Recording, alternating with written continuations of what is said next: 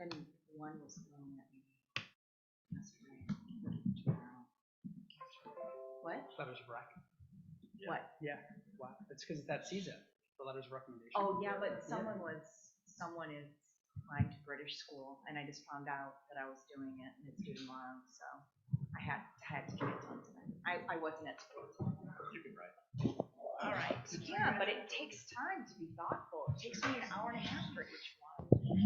I don't give them a form letter and tell them, say, fill this out, and I'll send it. Okay, it's 6:03. Let's start. Is this working? I don't think so. Is it working? Oh, there we go. Okay, 6:03. Let's start. Call to order and roll call. Alexa. Jane. Laith. Peter. Here. Brad. Here. Alicia. Ted. Me. Eric. Here. Dave Cottons. Dave, did you get sworn in? No. Oh, okay. I don't Okay, good. Miss Kaler. Here. Miss O'Neill. Tim. Okay, good. So we are missing Miss Zemnick and Sonia. We have to make a motion to allow them to participate remotely. I'll make a motion to allow any LSC members that are tuning in remotely to join. Okay. All in favor? Okay. Okay. Public participation. Before we start, you need to have the microphone and you need to speak clearly. Please refrain from violating confidentiality and keep your comments to 2 minutes, please. And also state your name. Do we have anybody? Do we have any? Oh, Ms. Tukey? Here. Yes. Could you pass these out to the council? Sure. Maybe not one for everybody. I'm Marian Datuki, and I'm the IB Diploma Coordinator here at Lincoln Park High School. I just wanted to share some news that probably many of you had seen, but I wanted to give you a little bit more of a in-depth explanation of it, basically, and I'm just giving you material that was published by U.S. News and World Report. Because we did very well at Lincoln Park High School, and it's very nice. It includes, as you can see from looking at it, we're we're basically 33rd in the state of Illinois, which might not sound magnificent or grand. We might like to be first or something like that, but when you consider that we're a bit ahead of Evanston Township, and if you look at U.S. News and World Report, you can see all of the information in terms of it. But and if you can, I just wanted to give you. Usually, you would just see it looking at U.S. News and World Report, and they put the ranks. But I think it's more interesting, and I think it more reflects the school itself if you look into the depths of the ranks. For example, whether the criteria they're using. It took at least one AP exam. Now they also count IB exams.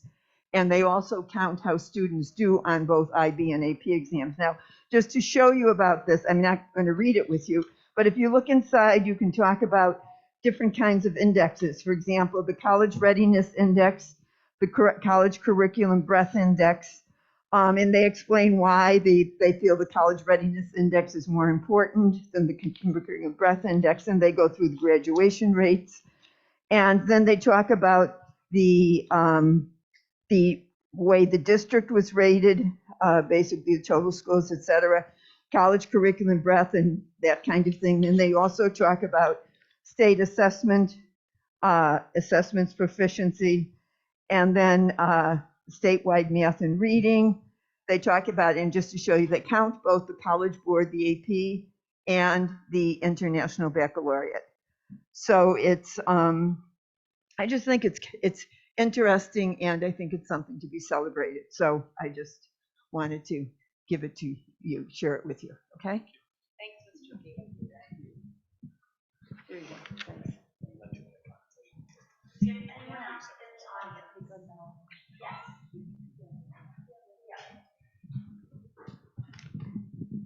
My name is Jenny Perez. I'm part of the Drama Mamas and Papas. I have a senior currently in the drama program, and I wanted to propose to see if we could sell concessions for the fall play that we will be having next week. This is just a proposal to see if we could get approval for this. It'll be 3 days, Wednesday, Thursday, and Saturday next week. This would be happening half an hour to an hour before the program starts and during intermission. This would be hosted by the Drama Mamas and Papas, where we will be planning this outside, weather permitting, unless we have to move indoors. So, yes, that is the proposal. Thank you. We will be voting on that later. So, thank you.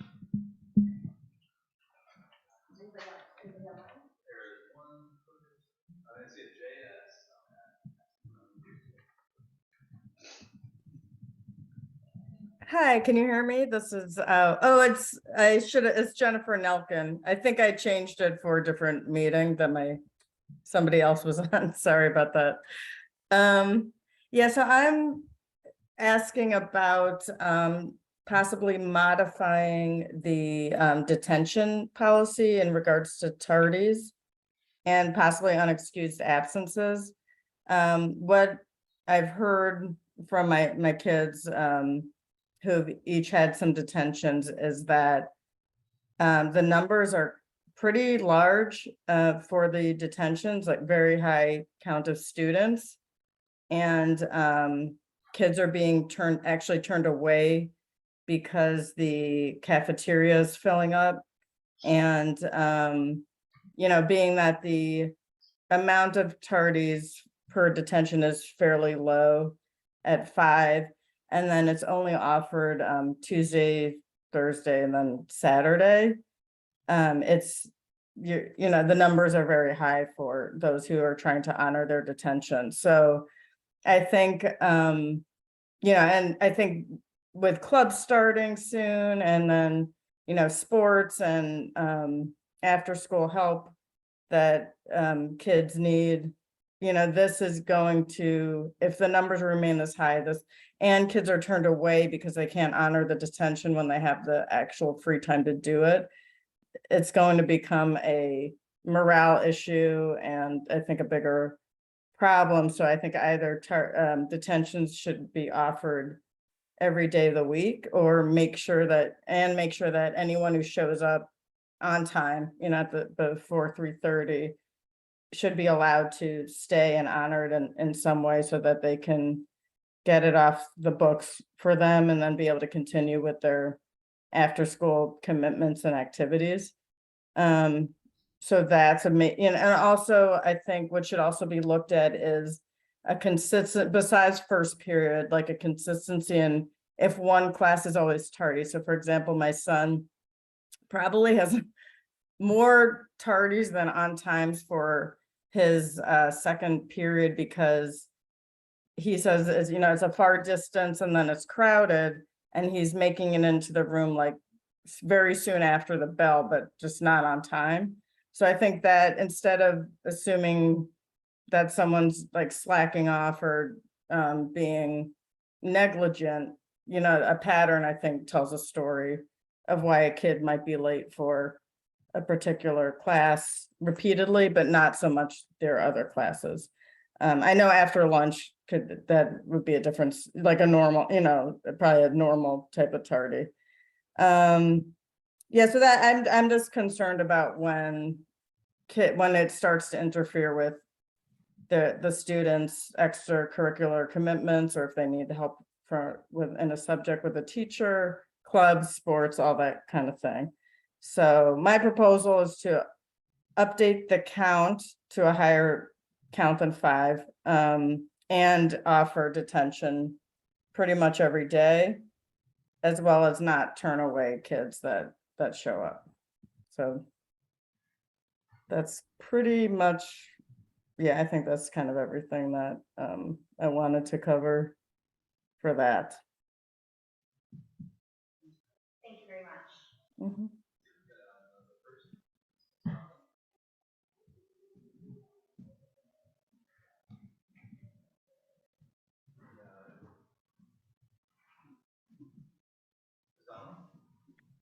Hi, can you hear me okay? I can't see anything, so just double checking you can hear me okay. Yes, we can hear you. Ah, great, thanks. I just wanted to speak briefly about a concern I have with members of the LSC speaking about the school and the teachers on a private Facebook page. This was brought to my attention, and I was concerned about this for a number of reasons, in part because it seemed to be privileging a certain group of people who have access to the Facebook page over other community members who do not. And some of the comments that were made were quite negative about the teachers at LP, and that was concerning to me.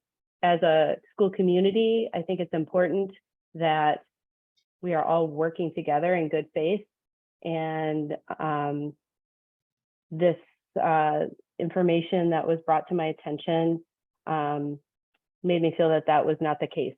And so it's my hope that moving forward, the LSC can be communicating with the community in an equitable fashion and in a way that is positively impacting the school. And I think that if that can happen, that we could all work together much more comfortably to further all of our goals, which is to continue LP on the good tracks that it has had in the past and to make it even greater in the future. Thank you. And again, sorry, my name is Tara Donnelly. I didn't say that at the beginning. Thanks so much.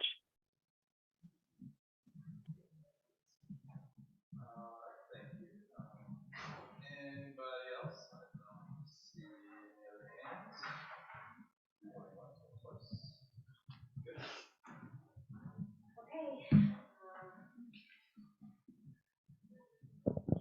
Okay, let's approve the minutes from the September 8th meeting. Has everybody read them? I have one small edit. In item 2, third bullet down, it says unidentified parent. It's actually unidentified student who had commented about the music room. So it's very minor. I've sent the correction to Ted, but I wanted to highlight that. So I'd like to make a motion to replace the word parent with the word student in item 2, third bullet down. All in favor? I wasn't present. One abstain. Okay, we want to just refresh everyone's mind about the LSC rules. We want to make sure that everyone is taking the courses online or in person, that everybody has been fingerprinted, and you have to be fingerprinted for each time you're elected. So not you guys. So I hope that that's being done, and Ted is going to talk really quickly about the committees. The committees, like, remember doing, you're gonna do the, you don't have to, okay. So basically, we're all on 2 or 3 committees, and we have to have those reports in the Monday of the week that we have the LSC meeting, right? So you're supposed to meet within the next month and then summarize what you guys did in your committees, and then we will just highlight a few points during your reports. But if we would like all of that, we would like the written copy of the summary of what happened the Monday before the meeting, so that if there's any questions, we can just ask those during the meeting, and we don't have to go bit by bit by bit. Does that make sense to everyone? Yeah?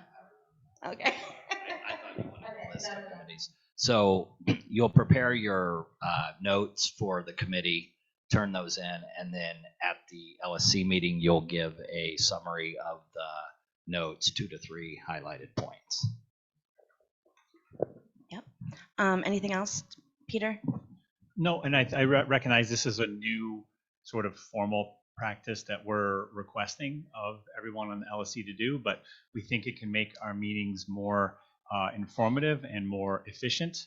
So the work happens in committee, summaries bubble up, and along with Dr. Steinmiller's principal report will be the subcommittee report. So we'll kind of get a reading packet each Monday before the Thursday LSC meeting.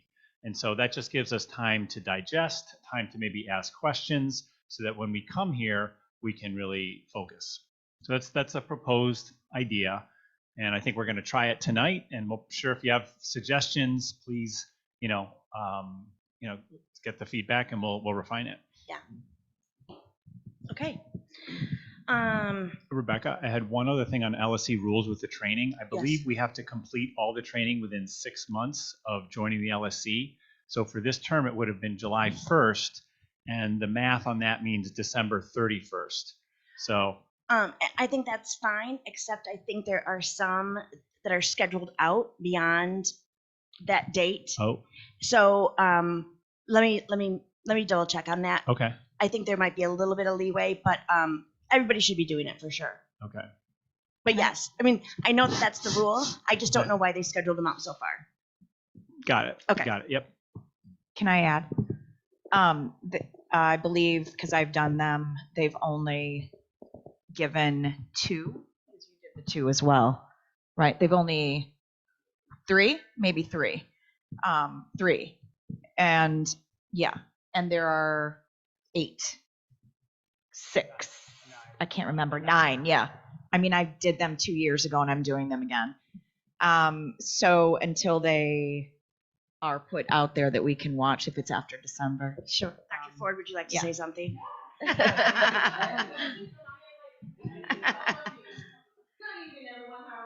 Do you want the microphone, perhaps? Yes. No, Yes. actually, yeah. Good evening, everyone. How are you? Thank you so much, Chair, for recognizing me. My name is Kashasha Ford. I'm the Director of LSC Relations, and so you speak in my language, and so I would like, and I appreciate the opportunity to give the information. So as, what's your name? Peter mentioned 6 months. They should be done by December 31st. As of today, we have 5 courses that are available of the 9. All members are required, new and old, to do those 9 courses. Whether you did it last term or 2 terms ago, we have a lot of changes in law we want to make sure that you are up to date on. That includes students and principals. Every single member should be taking the courses. We are also going to have posted some on-demand options where you can kind of do it self-paced. So we're looking to get that up within the next couple of weeks. But yeah, and the notion about the extension, I've not made any decisions about extending. So I just wanted to correct that real quick. So everyone needs to work to get it done by the end of the year. If there's anything that changes, our office will communicate that. But As well, Sure. OMA, is that 6 weeks? Isn't so everybody for have? the OMA, all members of the council should be doing the Open Meetings Act training. That's every single member. Your FOIA officer has to do that additional FOIA training. And so for all the members for OMA, it's 60 days. 60 days is Yeah. right. So if you haven't done it, please do it. It's very informative because you want to make sure you're following the law. And it's online on the Attorney General's website. If you need me to send out those links and how to register, Carolina Este is the specialist. She can do that as well. You have another question? Yeah, quick question. I've done several Mhm. of the trainings and I haven't received any certificates. Is that normal? So for September, those will be sent out this weekend, but July and August, those were out. If you just email me in our office, we can figure out what happened. We had a glitch in the system where a lot of the certificates went to spam or they weren't sent because we sent too many en masse.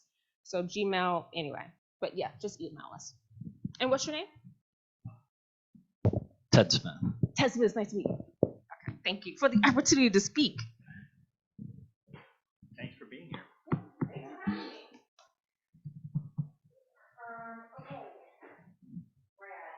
Brad, you're up for number 5. Oh, yes. Okay. So our next LSC board meeting in November. Oh, sorry. So our November board meeting date of November 10th It currently conflicts with the 75th anniversary of the Lincoln Park Chamber of Commerce. I'm about to make a motion. Well, I'll make a motion and then I'll get a second and then I'll open up discussion. I'm making a motion for us to move the November 10th date up for conversation to another date in November to accommodate the Lincoln Park Chamber of Commerce 75th anniversary. Is there a second? I have one question. I actually go to class at night on the fall, so I won't be here that night, so that won't be held against me, correct? It will not. Yeah. I just So, want to make sure of that. so I'll describe briefly. Like the chamber has been very active in Lincoln Park for quite some time. So specifically for the last 28 years, they've been managing the special service areas for Lincoln Avenue and Clark Street. So any kind of debris removal, trash cans, recycling bins, promotion of Lincoln Park, it's all done under the banner of Lincoln Park Chamber. And so it'd be nice if we didn't conflict for anyone that tries to participate. So we have a motion? Yeah. Do we have a second? Okay, all in favor? Do we have a proposed date, or we're just saying to change that? Yeah, I'll add a comment that I don't have a proposed date in mind, although we should try to vote on one. So I can offer one. But again, I wanted to make sure we could. Yeah, exactly. So. Do you want to go the next day? So that would be Wednesday then? Yeah. And Miss O'Neill cannot do it on Wednesday, is that right? I think that it would be great if we could just get it done tonight rather than go back and forth and email. So.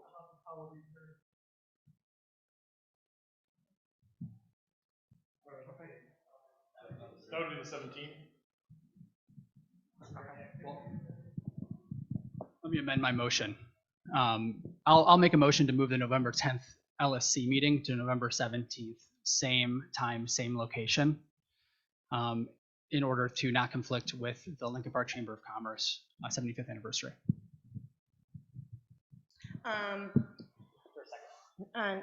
We have a member who cannot make that and is close to getting the two missed meetings issue. So. Tuesday? Tuesday's election day. Election day, yeah. How about the next Wednesday? Again, Miss O'Neill, I'm sorry. So that would be the 16th? Yeah. What about if we did it the same day but moved it earlier, like 4 p.m. or something? Like 4 to 6 or whatever, how long? I don't know if that's better for. Does that help you, Miss O'Neill? My favorite option so far. Yeah. I have yet to be What time? confirmed. Yeah, what time will we be done? Oh. Oh, I mean, probably 7, so 8 o'clock, so. Yeah.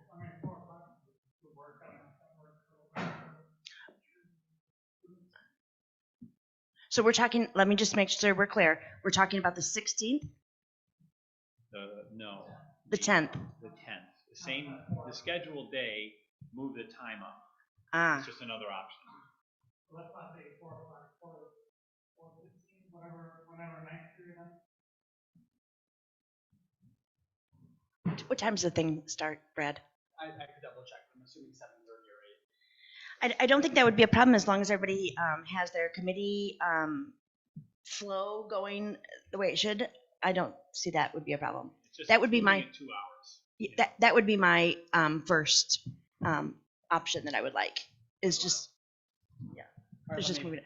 I'm gonna further amend the motion. I make a motion to move the November 10th current time of 6 p.m. to earlier at 4 p.m. for the November LSC meeting.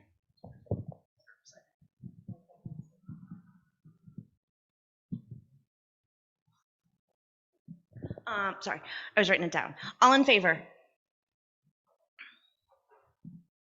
Okay. Okay.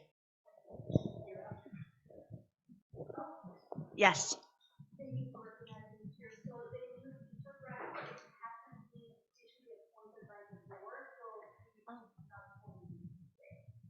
Okay, thank you. But we welcome him anyway. Right, yes. Doctors, I thought you sent something out. Yeah, just for clarification on that, communication was sent from the poll, but the board has to recognize that. I believe communication, it's October 22nd would be then the date it would be confirmed, and then after that would be an active member of the LSC. So right now, observing, being a part of our process we have right now, and so then after that would be an active member. My apologies. I thought that he had been approved. So I just wasn't clear. So I'm gonna get started. Before I jump in, I'm gonna share my screen in just a second. But when Ms. Tookie started sharing out some of the celebrations, it made me think of something else. Thanks for the nudge on it. But we were also recognized in a different area. So I'm going to share my screen and try not to make you see all of my emails. Let's see. Okay, cool. So another page, and this has really been another neat celebration of our school. But I'm probably gonna niche. Am I saying it right? Niche.com. We are recognized as the #1 standout high school in Illinois. And again, this is a lot of feedback, some of our scores, but taking a lot of the other considerations that come in. Again, U.S. News and World Report have a very structured, which is great.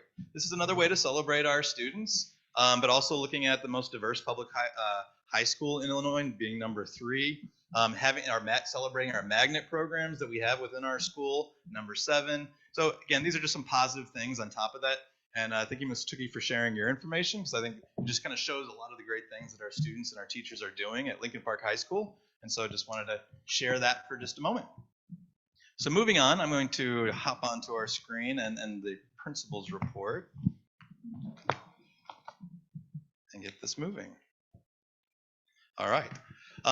Again, every one of our sessions, LSC sessions, talk about our commitments and key principles. Again, health, safety, and wellness of our students, meaningful, engaging instruction, social emotional learning support, and promoting equity and access learning for equitable and accessible learning for all of our students. And of course, it goes along with it as that flexibility and responsiveness, and that's something that is really important to any school as we're adjusting and supporting all of our students. Again, our priorities, there will be more information about our CIWP coming up in future sessions as CPS is talking about what that looks like in our development for what would be our new CIWP. We'll have more information when that comes out. But again, for us at this point, this is a continuation from 2020, structures for continuous improvement, transitions, college and career access and persistence, and MTSS. Dr. Steinmiller, yes. Just on CIWP, could I just ask, is the current CIWP is in effect until spring when a new one is created, or could you clarify that? Yeah, it'll be until the end of the year, so that when we do our budget process, hopefully in April again, part of that budget process, what is our funding, how is it aligned to our CIWP, that will continue with also approving our CIWP as an LSC. That's part of the roles of an LSC, so we'll engage in that. But again, the CIWP will have a CIWP team of community members, students, PPLC members, ILT members, different members, so that we're getting that collective group as we develop our priorities. There's a process you go through. You do self-reflection, you do self-assessments of where we are at to help identify some of those areas, engaging that entire team. And so that'll start this spring, but I think some more information from CPS is coming out soon to help inform what that process looks like, and I look forward to sharing that with our LSC, hopefully at the next meeting. Thank you. So some of the things I want to jump right to, again, talking about scheduling. I'm seeing several different phases of communication about scheduling and our processes. Tuesday was the point in which the additional positions that we were given, overtime classes that we were given, all went into effect. Again, appreciate everyone's support in that process to get to this point so that we could then level our classes. It's been, been a long process to get there, but we are there. Schedules have been changed and made as active on Tuesday, so that now we can focus on building those relationships within the classes and supporting our students. Again, we made leveling changes where available. There are instances in which if there was an OTH that we leveled to our best of our ability, but it wasn't always where it was as low as we would want them to be, but we did to the best of our ability in these processes. Again, we know that in certain periods of the day, it was very difficult to do leveling as well. When you don't have a lunch, you don't have other classes necessarily, and that meant would have larger classes in that during those periods. And so first, second, and eighth were a little bit more difficult to level, but that's also where we prioritize more of our overtime classes.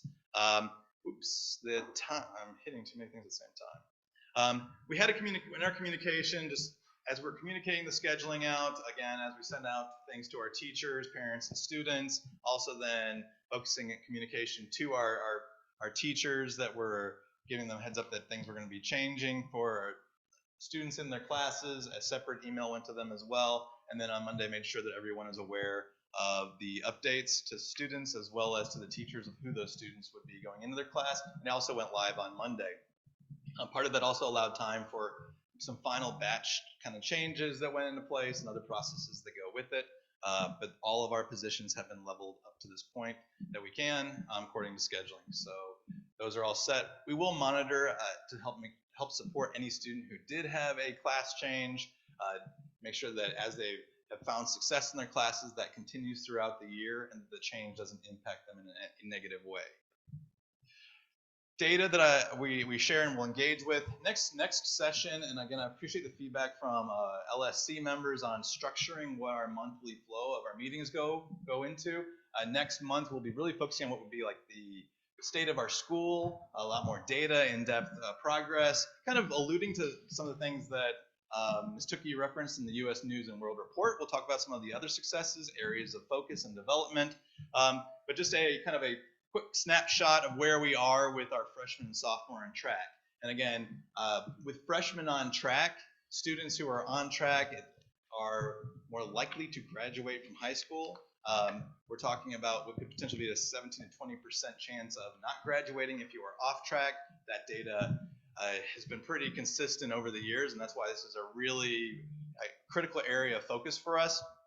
And this is where we stand at 5 weeks, and then we're at 93.7. That's 35 students, but plan of action to support those 35 students. We have each of our members of our administrative team are focused on different grade levels, and then also engaging teachers and other members of support at each of those grade levels for tiered supports and intensive supports. And so this is just a quick snapshot of this work. And as you see, freshmen going into sophomore year, you're also based off of some of the things that if you're off track, our goal is to actually get our students on pace their sophomore year, so they're not losing any more credits and they can start recovering some of the credits they didn't have from the year before.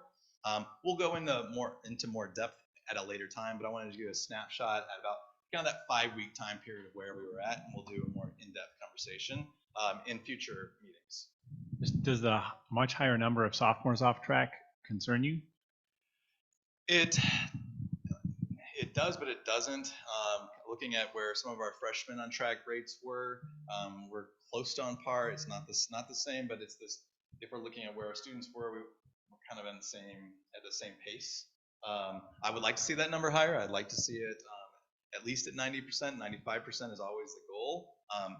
I'm very optimistic about where we are with our freshmen on track, being at 93.7. But again, this is for semester 1. Once you're off track for the first semester, you're off track the second semester. So basically, if we're at 98% semester 1, that gives us a higher ceiling. Especially with freshmen on track, if we're at 85%, we will get no higher than 85%. So these are some things that I'm working with individual assistant principals on. We're focused on a plan of action to address these. But yes, 86.3 is concerning, but I know that we can continue to do better, and that'll impact in the future as our freshman on track remains higher, so will our sophomore on track the following year.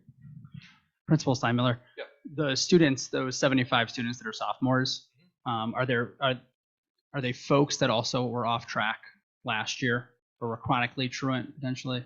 I don't have that data right in front of me to actually talk specifically about. I think we can do that more at the next LSC meeting, and we'll talk more about these processes. We have seen that if you're off track, that's kind of the issue. If you're off track your freshman year, students tend to be off track their sophomore year, junior and senior year, and this does lead to whereby this senior year students are going to alternative programs to recover credits. Now, I don't want to go into that too much at this point because that's not the topic for right now, but I think more of what we'll talk about next month of just what is that data really telling us and how can we improve our processes. Some of the things, and this is just a glimpse, you're getting a very special snapshot of some of the work that has been going on within the district, but also within our ILT, and our ILT will communicate more of this out. I know it's already happening in some of our departments. What you see on how do we focus on practice data that is coming from some of the CPS ILT institutes, and then very impressed by the work Mr. Stuckey is leading our instructional supports for our teams, but also our ILT. He and a couple of our ILT members again went to the CPS ILT Institute and did some sense making out of that work to help inform our ILT's practice. Again, we don't want to do two different work, CPS, LPHS, but we want to make sure that it's pertinent to our students' needs. And so what we'll be focusing on moving forward, and you'll hear more about this, is a TIA.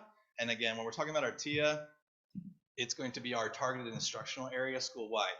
More will come out about this as our ILT and department chairs engage our teams in this work. I'm just giving you a snapshot of some of the work that our ILT is really working hard at developing and preparing for developing a TIA. And this is what we then look at for the entire school within our instructional practice shifts and our work, but it needs to come from our teachers, it needs to come from feedback from our students, so it's a shared vision for what our targeted instructional area would be. And I really appreciate the work of the ILT for giving this feedback of let's look at different data points, some of the categories that we're looking at, areas we're looking at for data, survey on teacher experience, what is their perspective, survey on student experiences, and that helps us within our learning walk. And all our teachers will be a part of this process throughout the year. And again, our ILT are focusing on some of the areas of communication and how are we sharing this and engaging more of our teachers in the awareness of what the work of our ILT department chairs are doing. And I look forward to seeing more of that shared, included in our newsletters, but also shared out in our department teams. Other areas, again, some of the line items that are also in the agenda for today. I just want to give some updates. I can't believe we didn't talk about homecoming last time we were here. So homecoming was amazing. 1,400 students. I think I talked to friends of already. I really appreciate the work of our parents, our teams coming together. Two of the key members of putting our homecoming together are sitting in the audience today. So, Kristen, I appreciate your help as a parent and a friends of Lincoln Park High School for helping make that work in partnership with Ms. Theus. The two of you are a dynamic duo to make this work. But honestly, having 40 parents come out to support it. Peter, thank you for being there too. And so LSC members present, 40 people to support 1,400 students. Again, our members of our school and security team and SEL team came out to make sure it was just a very positive experience. Did y'all have fun? Okay. So they looked like they have fun, and actually it was kind of dancing that I think, the jumping art part, I felt like, hey, I can do that. Some of the other, not so much. And so we've also since then had our freshman curriculum night. Again, the work of Mr. Stuckey was really, again, focusing on our instructional practices as a school, sharing that work out with a number of our teachers, dedicating their time to really talk through what is taking place in each of our departments, what our vision of being an IB school really is about, and having that shared experience as they're rotating between three groups. Again, a lot of time after school that a lot of people are dedicating to make sure our community is coming together. Having the monthly coffees with the principal have started again. It's really nice to be able to sit. I try to cap it at 10 people, so I can talk with 10 parents or community members at a time, allow for some voice. Every month this happens. We've been going to the Bourgeois Pig, which is actually owned by an alumni from LPHS, so it's kind of nice to give back again to those who graduated here. You're going to see more information in the future about Go CPS planning. This is, again, how our 8th graders access our school through some of our magnet programs, but also how our students become informed. So there's a lot of things associated with that. Kind of jumping down, we'll have our open house the November 5th, not 4th. I don't know why it's still on the slide. So November 5th will be our open house. We're very excited to have everybody into our building to have an in-person open house. Last 2 years have been virtual. While that has been wonderful to give a recorded version to people, there's just something about being in the building and being around our teachers and our students that really makes a difference. And so that's an area of focus that we're targeting. Again, increasing in vaccination support. Friends of meetings have been taking place. PSAT took place yesterday. CPS again had it as a required attendance day for all students in the spring. I'm hoping that will not be the case again, so that we can have just those who are testing focused, and then all our other students can remain home as we really make sure we have the learning and the testing environment that we want for all of our students. But again, all of our teachers were dedicated to supporting our students. We know there's some processes we can improve in everything that we do, and I appreciate the feedback that we've received along the way for that. And Clubapalooza is tomorrow. Tomorrow. Seems like it's coming fast. So tomorrow will be our Clubapalooza, so we get those things moving forward. I know that was a question that came out of last LSC meeting, so I just want to make sure that I'm updating, and that was one of the line items I want to make sure you're updated on. Dr. Steinmiller? Yeah. Sorry to interrupt. Can you give a little bit more of an update on PSAT? So what potentially students that weren't taking the PSAT, what they were doing, how many folks might have been, supporting the day? I know that we've had questions about testing events in the past. So if you can just highlight that. PSAT, people supporting it, everyone, literally everyone. It's when you have the PSAT, again, it's having rooms set up, but we also have our seniors required to be at school. So again, we had a walk to the zoo planned. It poured. It didn't happen. And so I think some students decided that was their mental health break day, and so we did not have as many people in the auditorium, but all of our 9th, 10th, and 11th graders were all testing. Our students who have accommodations and modifications were tested either in one-to-one settings or in smaller groups, or if they had tests read aloud, so that all those, and our entire building was being utilized for that pretty much the entire day, till the very end of the day. Some of our teachers stayed well after school to finish the accommodations for extended time. So again, it was an all hands on deck kind of day for everybody, SICAs, you name it. Not a single person was not supporting a student at some given point in the day. And so that's what it has to be. But the benefit of the spring testing is if it's like for our juniors, it's just our juniors in the building. Our freshmen, sophomores, and seniors do not have to attend school. When the testing is over, then that's the day. So it allows us to get, again, more concentrated efforts and support on those students who are just testing. That's just not the case for the fall assessment, and it just makes it a little bit more difficult to manage when you have a school of nearly 2,100 students. Update on positions. I know that's an ask that we're going through here as well. We have a new hire. Miss Bellick just joined us. She's actually been a cadre here. She taught outside of the state, has joined us. She's now one of our full-time teachers. Our new athletic director, Mr. Ostrozovic, has joined us. He's been here a couple of weeks now and is already jumping into our AD position. We have several that we've actually extended offers to or have hired, but they're just in the onboarding process. We have a SICA that's onboarding. One of our new wellness PE teachers is hired in onboarding. College and career coach is hired, but it's actually a transfer, just for detail's sake.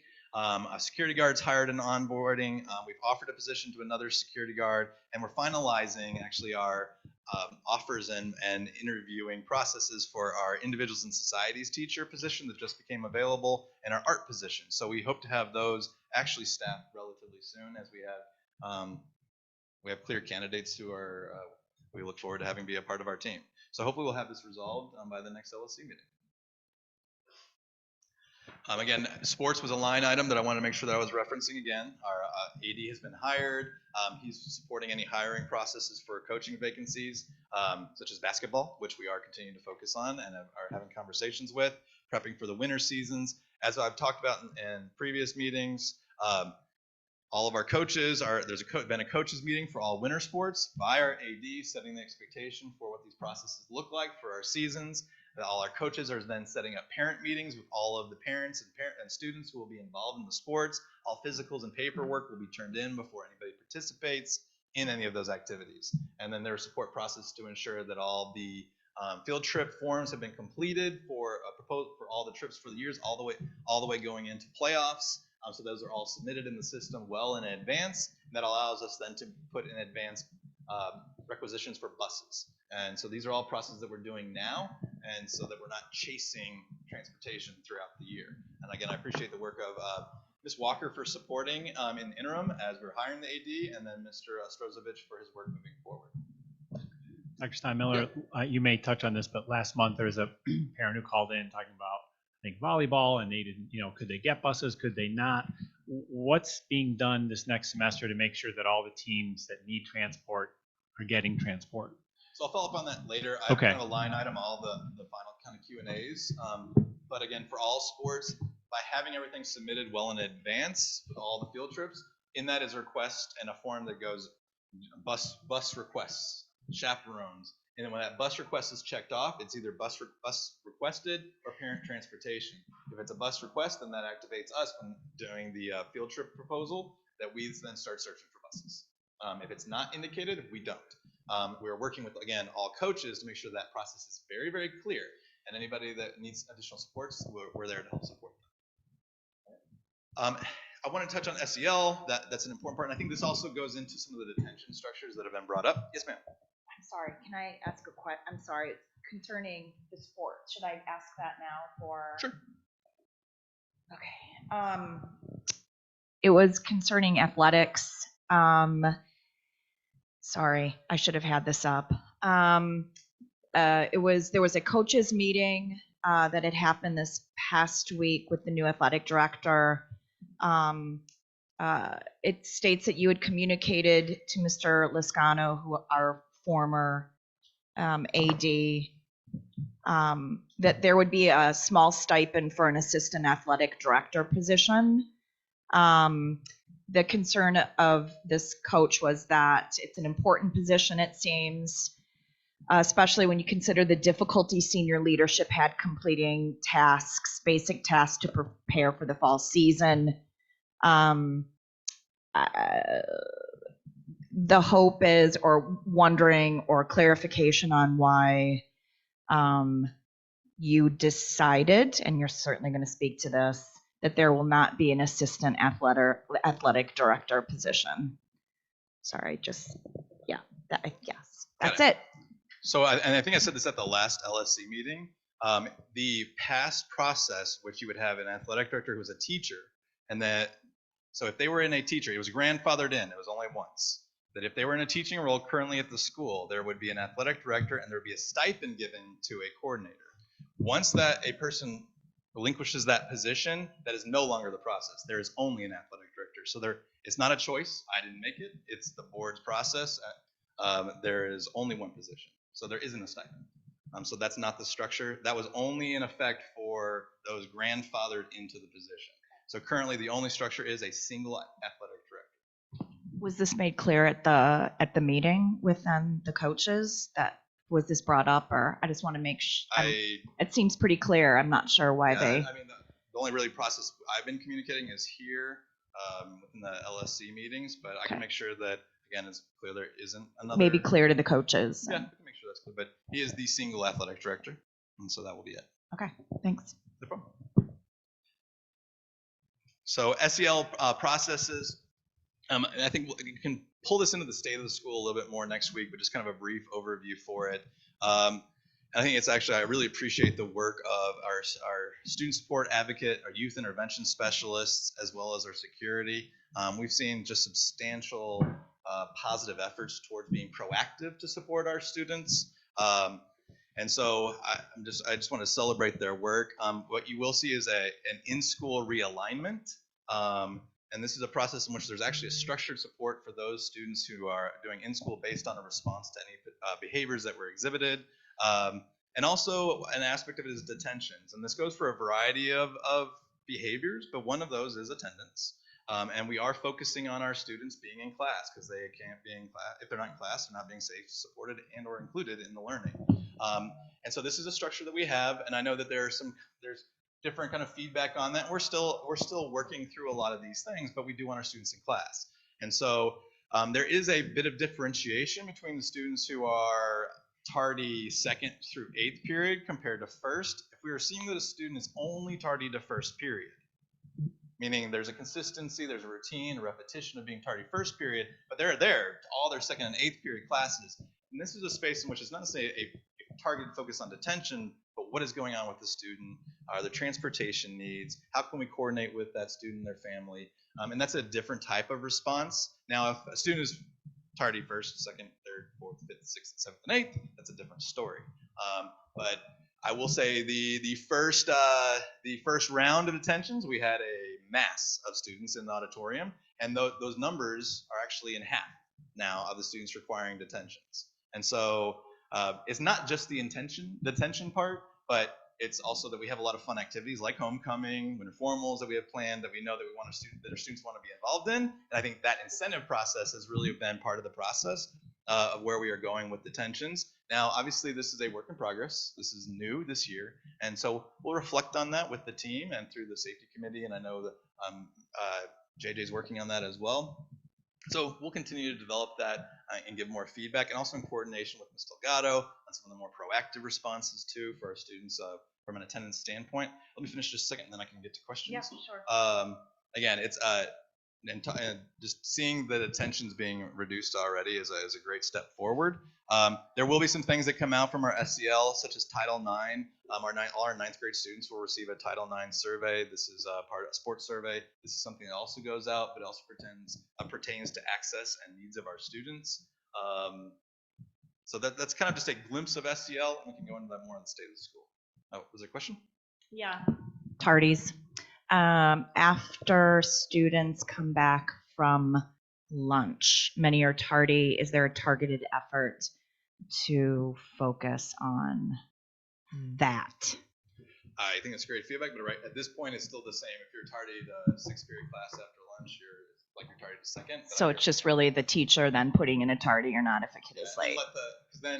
Because our attendance office can pull individual data, but I think that's a good point, and I'm happy to talk more about that in the future, just about addressing that. Yeah. Okay, I have a question. So you said that we're not giving out detentions for first period tardies. So if it's just a first period detention, it doesn't mean that students not going to be asked to stay after school. They're going to be stay after school, but it's going to be let's figure out what's going on. Like what if it is just first period? Now I can present more data on that at a later point, because if it's what I'm seeing outside a lot of the times is like people on the hill, I'm trying to corral students in.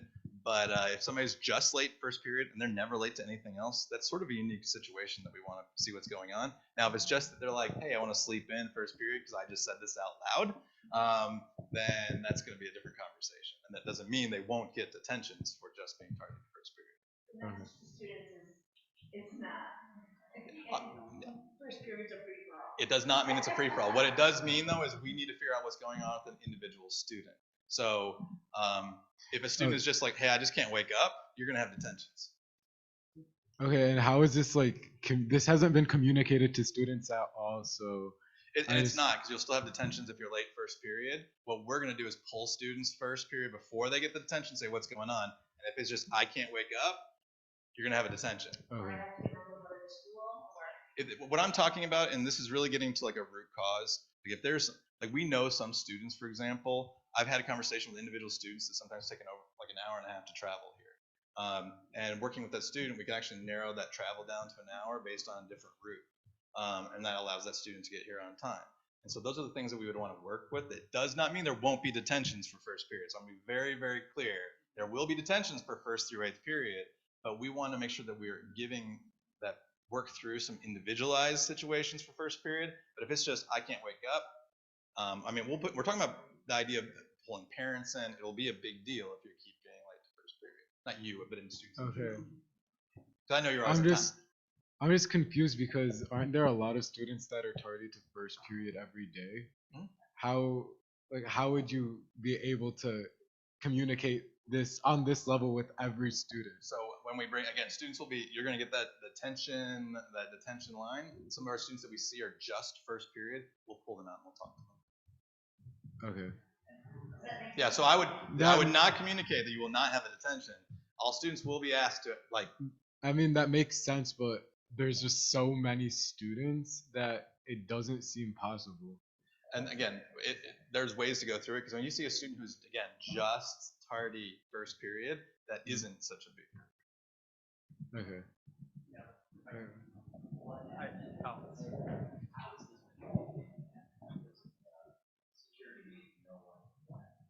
For the first period. Again, so these are things that we're working on like right now. So these are conversations that come out of some of our conversations that we're having of how do we support the students. But right now, students, if you're tardy 1st through 8th period, expected attention. But I'm telling you, internally as a school, we're going to try to target those who are struggling to get here because of certain reasons. As we're talking about SEL, that's what we're talking about. When we're talking about a policy, if you're tardy 1st through 8th, you have detention. Hi, can I? So I face the mall, and I see the lines every morning, and I'm just wondering what we can do about that. And I know that it is. I believe in students taking responsibility to be here at 7:40 so they can be in my class at 7:55. But let's say they're not. Right, to stand in line. I mean, what are you seeing in terms of times in line? Because it's 7:55 and there's a line from the front door all the way down the sidewalk to the freshman building. And that's never been like this before. However, maybe it's because you're being more thoughtful in terms of checking security. That's true. Why don't we allow kids to enter before 7:30 a.m.? That's exactly what we used to do. And they would go to the lunchroom and then they would be dismissed, I think, at like 7:40. So I will say about just read a thing here. Yeah, that's right. I can say about the lines. I'm standing outside at 7:40. There's no line. At about 7:45, there's really no line. At about 7:50, it starts to build up, we see this rush right about 5 minutes before. There are 3 lines. Students like to line up in this line to the front entrance because they don't want to walk down to the auditorium because they feel like this line is closer to their class. So we have to cut the line to make sure they're pushing that way. But if students are here at 7:40, they will be on class on time. If they're here at 7:45, they will be at class on time. And so, I'm not saying 7:50 because what's happening is everybody shows up 5 minutes before class to get in line. We know it already takes 5 minutes to transition between classes. So it really is about getting here on time because the lines, when the students who are here early, they're in class. Well, I'm usually here at 7:45 when I'm walking in because I have to take kids to school in the morning. But there are a lot of kids on the mall but they're not in line yet, or we're pushing the kids in line. So especially when the weather's been nice, there's a lot of students who are congregating on the hill. There's a lot of students that are congregating in different areas. I've actually, as I'm driving even down here at 7:20, 7:25, I see kids walking the wrong direction to Starbucks. So can we get them in at 7:30 if they're out there on the mall? Can we let them in? Yep, okay, so they are allowed to come. 7:30 is the opening. 7:30. Okay, I'm just wondering what we can do better. I mean, we're blaming the students a lot. I'm wondering what we can do to get them in because they're not in my class and they're just not in my class. We can talk about that more in that safety committee. I think that'd be a good space. But again, I'm just saying 7:30, the doors are open. 7:40, I'm really promoting our kids get here by that time and don't line up at 7:50.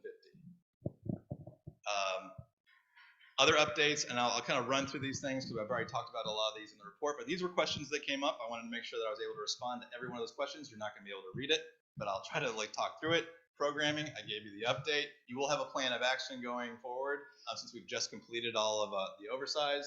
Then you'll see a plan of action for the remainder of the year. Clubapalooza, Friday. Lunchtime options, we're going to talk about that towards the end of the year, more towards when programming is taking place, because currently our structure is what it is for this year. We'll look more at additional options with the Student Voice Committee next semester. Very happy to hear that very happy to share that our whole phone system is being updated. That includes the soliloquy to start that a lot of our parents have received. I think that part may have actually, hopefully, is being updated sooner than later. But that's happening, I believe, but I don't want to be misquoted, either the 17th or the 19th. It's one of those 2 dates in which we actually have to go to trainings on how to use it. It's a whole different process, but we did see, and thanks to a lot of you for helping with this, of just seeing that the overall infrastructure of it just needed to be totally eliminated, restarted, and set all over again. Hopefully this will also give more opportunities for additional voicemails. We know that our voicemail capacity, I think, is 50. And so this one I think allows for more digital options that hopefully can expand that. But I can give get more details on that at a later point. But after we go through all the trainings required to be able to use our new phone system. So that is new and excited to have that. I'm going to table the flags because I know this has been a major topic. I have the quotes. The quotes for our flags for not to just get the missing ones that we have is about $10,081 or $10,915, depending on which company. To do a whole new set of them will be $14,955. And so that because this is all over 10,000, it requires 3 quotes. But this is also a big financial commitment to have the flags in the hall, and I think there's some reflecting that I'd like to engage some of our students with on this. This is also trying to find companies that actually include all the UN and some of the additional flags, which has been part of the issue. And I think we have to really reflect on all or none, which I'd like to engage the Student Voice Committee in further. I do have a final quote on it, and we can talk about that at the next Student Voice Committee meeting. But I just want to give you an idea of the cost of what that could be. Other items, I know bus for volleyball was a specific line item. Working with Mr. Ostrozovich on this, again, continued support is needed to make sure the volleyball team specifically gets the bus. And we are meeting with the coach to help work through that process. Yeah.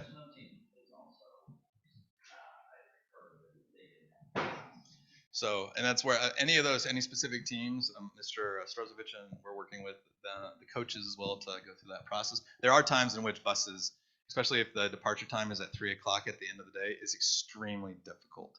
And a lot of other schools are now catching on to some of our tricks that we've been doing about using like M&M and different other services. They have learned, and now they are booking them. And so somebody's told somebody else that they were in an M&M bus. So of course students don't share that that's a cool experience. National Honor Society, and actually I may have put the wrong name down. Misha, okay, sorry. I know Misha asked, I know that was a question, who wants to do it? Misha was reaching out to Ms. Walker and asked to be able to do it. I appreciate other people being throwing their name in the hat as well, but she will be leading that work. Block schedule, we're going to table that. Would be a PPLC, but I think it's a way more in-depth conversation for just a quick snapshot of this. But that would be an item that would still have to go through that process of the PPLC, but I don't want to go into that as much at this time. Hall passes seem unsanitary. We have hand wipes for all the rooms to clean them. If they need to be replaced, we can replace them. And again, Ms. Hurd can get those wipes to the different classes. Dance team trip, we are supporting this in the funding process. I've met with Ms. Hilton. She's actually had 2 also Saturday Sunday sessions with the for practices, full days, 9 to 2. So we are dedicating some funding to that. We'll talk more within the different committee session on that, but I just want you to know that's a work in progress. Our AP Scholars display case, it's really just display cases, the 2 outside. I know that was a request. When it's broken, can't unlock it because of the bolt lock in it. And so we're trying to get that fixed, but the outdated Scholars 21, at least the one we could open, has been removed, and we're looking to update both of them shortly. And then the music room, I know it was communicated about having a music room, some funding for it. We do not have a space to have a dedicated music creation space, sound booth, but a space that we can kind of use multi-purpose would be then the vault by the innovation lab, where we already have kind of mixing tables and different options there. That could be outfitted to the best of our ability. It may not be the full vision of a soundproof room, but we do not have space to be able to set aside specifically for that. And I think that is it. Those are all my terms. These are the terms and acronyms that I'm trying to avoid using, but in case I did, it's a way for you to decipher. Thank you. Any other questions? Yeah.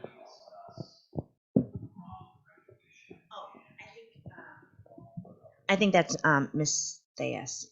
Yeah, Theas. And when you guys are speaking, even on the panel, can you guys say your name because people online don't know who's speaking?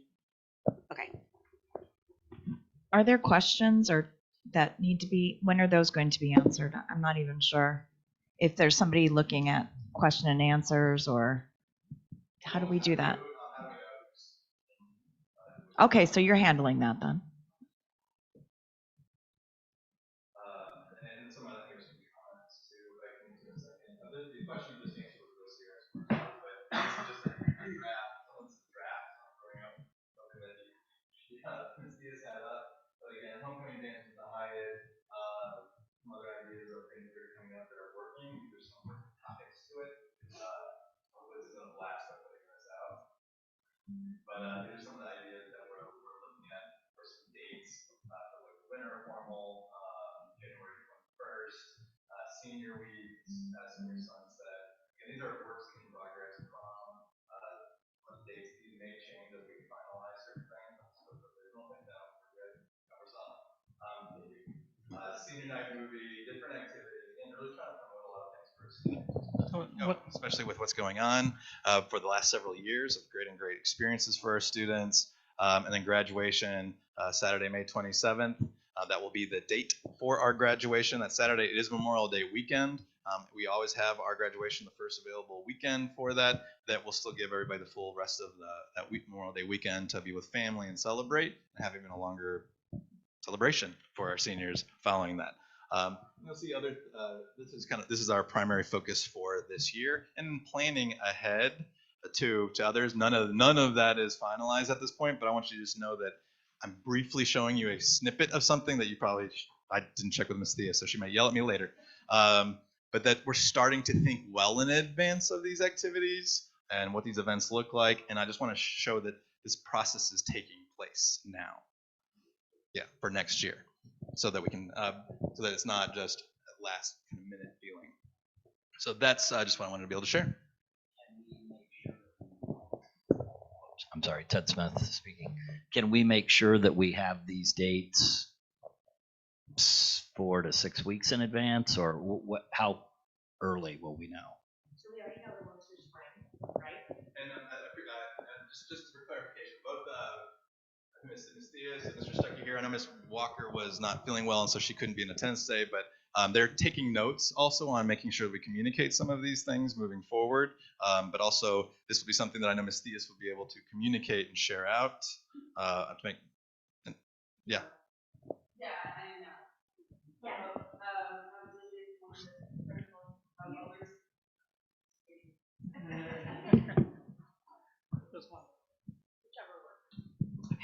Hello, Ms. Diaz. I'm over student life for the LP community. Yes, you will get all of these dates well in advance. That's why I have a spreadsheet like kind of laid out. So I'm meeting with a lot of the prom locations next week, doing walkthroughs and site visits, and it's basically going to come down to who can provide us the most, give us the most bang for our buck, to be quite honest. And then we'll be able to get like a senior flyer out with all of these dates. I met with Jostens today during the senior cap and gown pictures about ordering the graduation cords and the stoles and all of that. So once he comes back with all of those finalized things, parents will get those. I'm trying to give those before Thanksgiving. So in the next couple of weeks, just so parents have enough time to be able to get all the payments in and figure out what all they want to participate in, just so they can know and plan out second semester. If you look on there, as Mr. Steinmiller said, I've already put tentative holds on things for 2024 for our junior class as well. So we're not caught next year. I'm not caught next year, like kind of operating behind the 8 ball. So we're getting it together. So give me a few weeks so we can lock some things down, get some contracts signed, and then we can get everything out. Prom is going to be a firm May 20th. Just the location might change. We'll figure that one out, but the date won't change. So it will be May 20th. Graduation will be the 27th at the UIC Forum. So I know those are the two biggies for everybody. Thank you. Yes.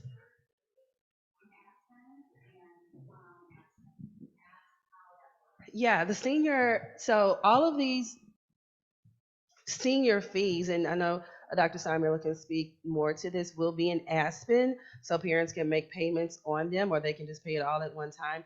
Something like the winter formal won't be, because that's not a fee, but the graduation fees, prom, those things will be fees, so parents will be able to pay for them in Aspen versus how we paid for the homecoming dance.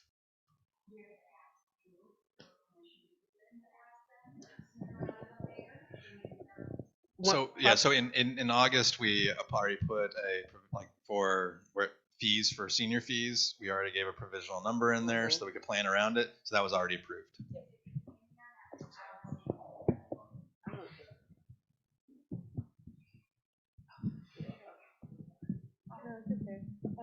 Go ahead. Oh, I have to recognize her, don't you? Sorry.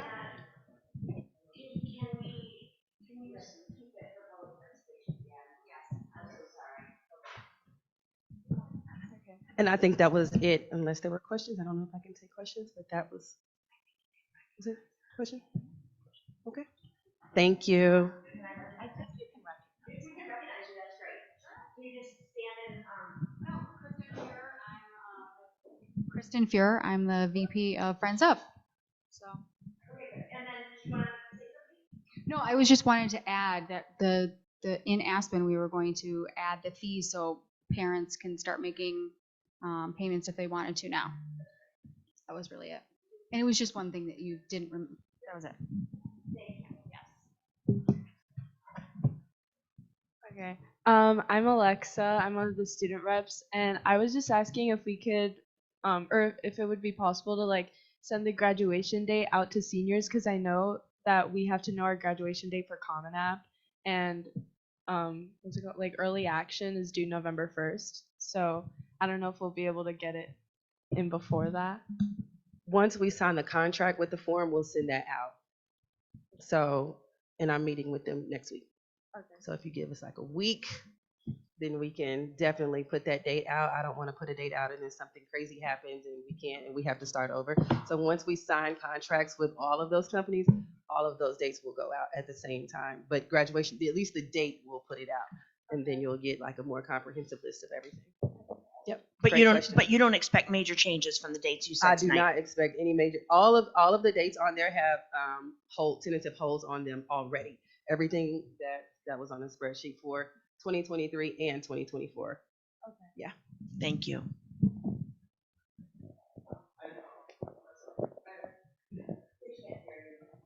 Hi, Brad Kessler. I just want to make sure for the contracts that we all remember that, LSC approval is needed depending on the amount of the contract.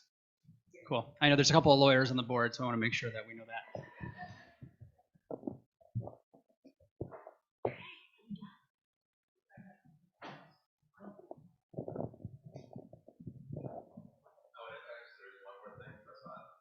Thank you, Ms. Smith. This is not common, that it's not broken, but it requires special ability to open it. And she knows the way, so she will help us with the way. So thank you. And historically, it's been updated at the end of October. Just real quick, so this is Alicia. The winter formal is just another dance. Is that what that is? I don't want to minimize. I don't want to minimize it like that. Yes. It's another, okay. And then was there a follow up on the wrestling mats? I was looking at my notes from the last meeting.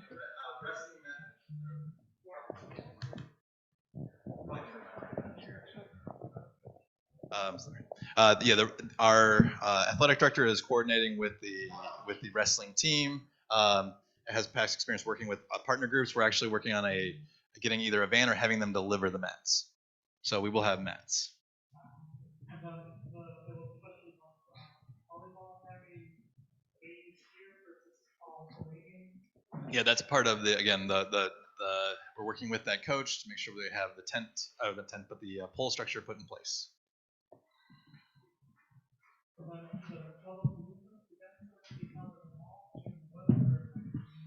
Why don't you give her that? Because they can't, yeah. Nobody can eat it. Okay. Yeah. So the question was about the Clubapalooza. Is that still going to be held outside in the mall, or is that going to be moved indoors with weather? Still on the mall. I see yes, mall. Okay. Can I say one thing? Hi, I'm Sandra O'Neill. I just want to say today to Mrs. Theas and administration about the seniors, and you all were there with the cap and gowns. I really appreciated that being a staff member here. I've been here at Lincoln Park since 2015, and our seniors were really happy to be able to go down there and take their pictures today. Because for so many of them, the parents don't have time to take them to get their pictures, or when they go take their pictures, they have to put a deposit down. So I just want to say Ms. Madigan was down there as well. And, some students weren't having a great day, but I was like, You need to take your picture. They was like, yes, Miss O'Neill. And I mean, it just made their day. So I just want to say, I want to put that out there too. So little things do go a long way. And you all were there. So thank you all.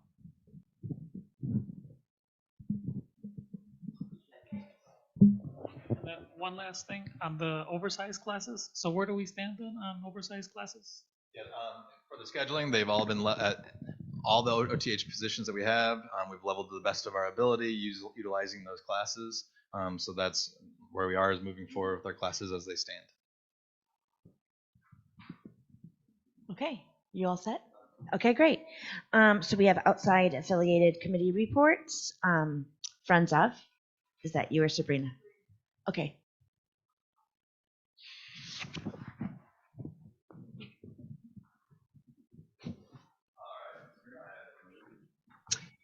Hi, can you guys hear me? Yes. Hi. So I'm Sabrina Spitznagel, the president of Friends of. Apologize for not being there in person. We met on Tuesday. Our next meeting is November 8th. I know that is election day, but hopefully people can vote in advance or before or after a meeting at 6:30. And I'm a little late on this, so I apologize for that as well, but to get your approval for our fundraisers for the year. Hopefully you all received this list in writing, but I can just quickly go through it. And I don't know if you vote on it now or if you tell us later that we have approval, but the first one, we are selling cookbooks, and this is spearheaded by the DEI committee. And this has started. We are in the midst of our fall pledge drive. We're at about $13,000 almost right now, which is great. Long ways to go, but good start. And we will be selling spots again in our business directory. We also will do another brick drive. We'll do it in the same format, I believe, more or less, that we did the last time. And this brick drive will be probably in February. We'll have our spring auction again. And then we have a few year-round fundraisers, selling the messages on the marquee, selling spiritware, obviously, and our retail, restaurant, and community fundraisers. And that is about it for now. If we have anything else come up, of course, I'll get approval from you all for that in the future. And I think that's it. I think I mentioned we're working hard on the open house, and which is November 5th and November 8th at 6:30 is our next meeting. I already said. I think that's it. Does anyone have any questions?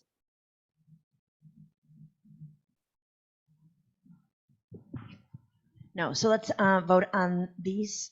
I'm going to abstain. But we just need someone. Oh, sorry. Brad Kessler, I'll make a motion to approve all the fundraisers the Friends of Group identified. All in favor?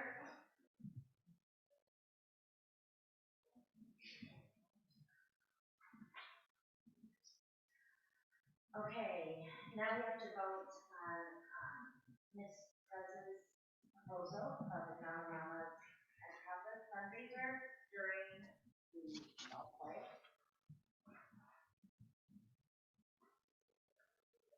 I distracted him, I'm sorry. Yeah. No, it's okay.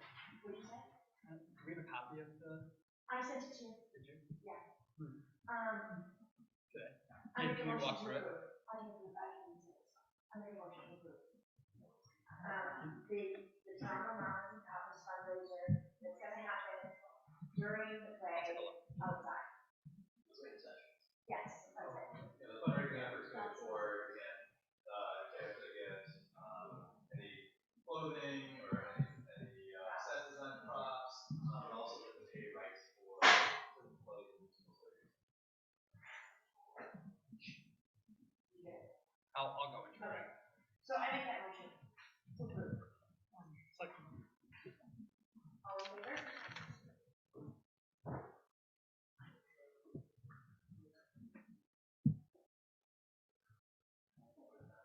Motion passes. Stage right CPS.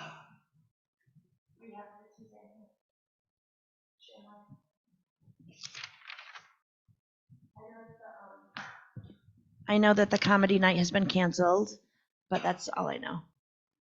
Is she on there? It has been. Yeah. Lack of interest. Did you? Yes. I'm Oh, she is. Oh, yeah, I'm still here. I couldn't hear you. Were you talking to me, Rebecca? no. Oh, okay. I'm sorry. Okay, so let's move on. Student reports, student voice.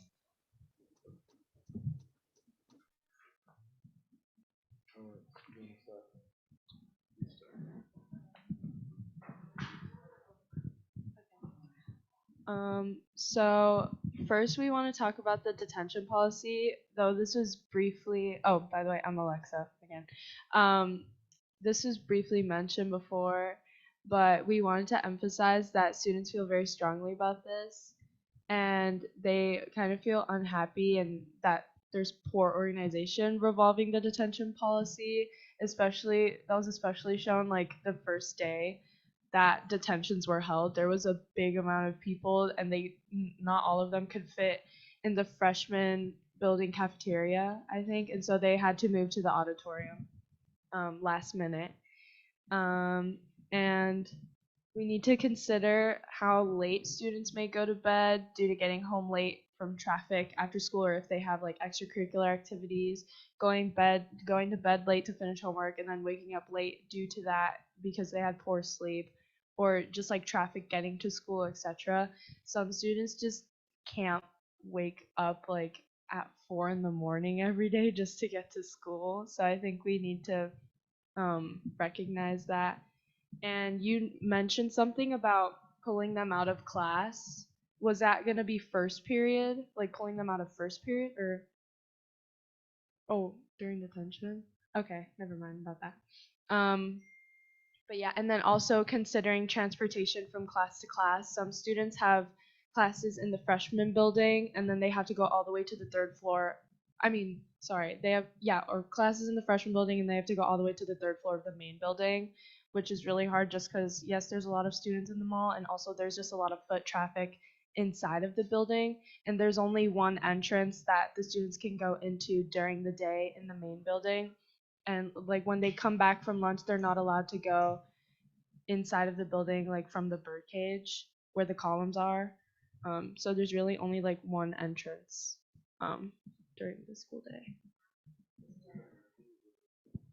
Yeah, but that's only for students entering from the freshman building. If they come like during lunch, they're not allowed to go there.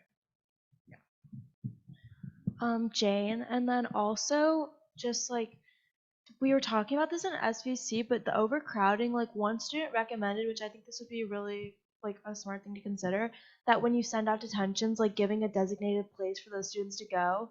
Like I know they had to move students from place to place, and so if every student in their email, I don't know if this would be possible, like were assigned a place to go, maybe overcrowding wouldn't be such an issue.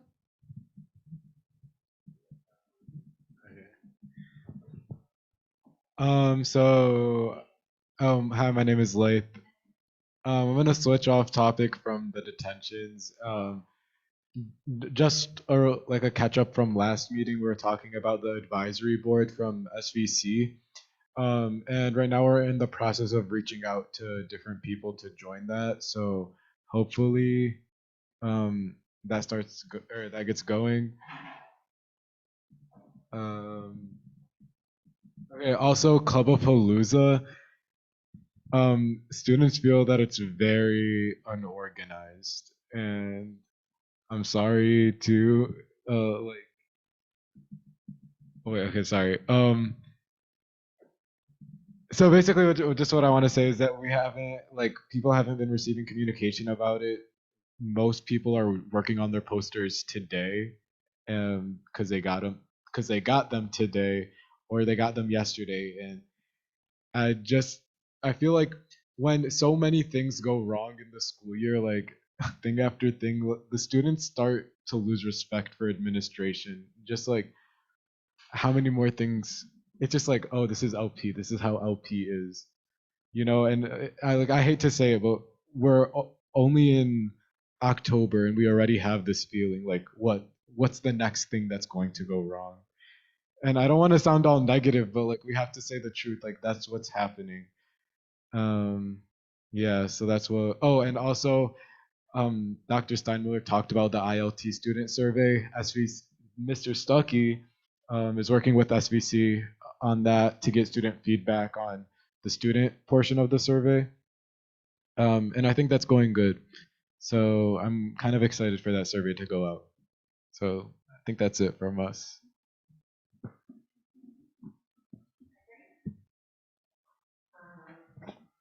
PPLC. Did you did student life too? Oh, sorry. Let's back up. Back to student life. We need to, there has been a proposal about flag football. And for, I'm sorry, Chair. Can we put those towards the budget committee fine. portion? Yeah. Okay. Okay, so we're moving on. PPLC. Hi, my name is Sandra Kaler. I'm a teacher at Lincoln Park, and I'm the chair of the PPLC. For those that don't know what PPLC is, another acronym, the purpose of the PPLC is it's to develop and formally present recommendations to the principal and the LSC on all matters related to the educational program, including but not limited to curriculum, school improvement plan, CIWP, development and implementation, and school budgeting. We had our first organizational meeting on September 28th. I'm excited about the members that were elected to the PPLC. We focused on, obviously, organization, when the meetings would be held, how we would be meeting with Dr. Steinmiller. So we'll be meeting on the fourth Monday of the month at 3:30. For those that have a ninth period, they can contact Dr. Steinmiller and get coverage if they want to attend. There will be a Zoom this time around, so it won't just be live, but you'll be able to stream in. The two LSC reps will meet with Dr. Steinmiller the following week, the first week of the month, to prepare for the LSC meeting, which is the second Thursday of the month. So we're trying to coordinate how we can be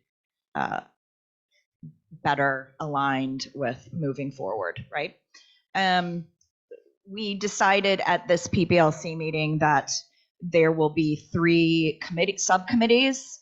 The first is professional development and our use of flex time, and we want to make sure as educators and professionals that our professional development is used well, and that we're growing as a staff, and that it's intentional and substantive. The other is block scheduling is still a consideration, but it is no longer a PPLC subcommittee. Ms. Crown, who headed that up, is sad about it. She is an advocate for it, but stated the last 2.5 years there's been so much upheaval in just regular scheduling that it would be difficult to get the staff on board for something like this. So if there's going to be a block scheduling consideration, then it's not going to happen through the PPLC subcommittee unless that changes. The other 2 are budget. We have a budget subcommittee, and the other that I'm on is the CIWP, something that's important to me to advance. I hear so much about all these other aspects, but what we really need to come back to is continuing or bringing Lincoln Park High School back to rigor and academic excellence, and focusing on being intentional with that work. I think, is there anything that you want to type to me here? Okay, I think that's that's it. Our next meeting will be on October 24th. Any questions? Yes. Just 3:30. This is Peter Talmers, parent rep. Just with the budget committee, just curious, subcommittee, like what is there? Is that new this year? Has there been one in the past? There has been, and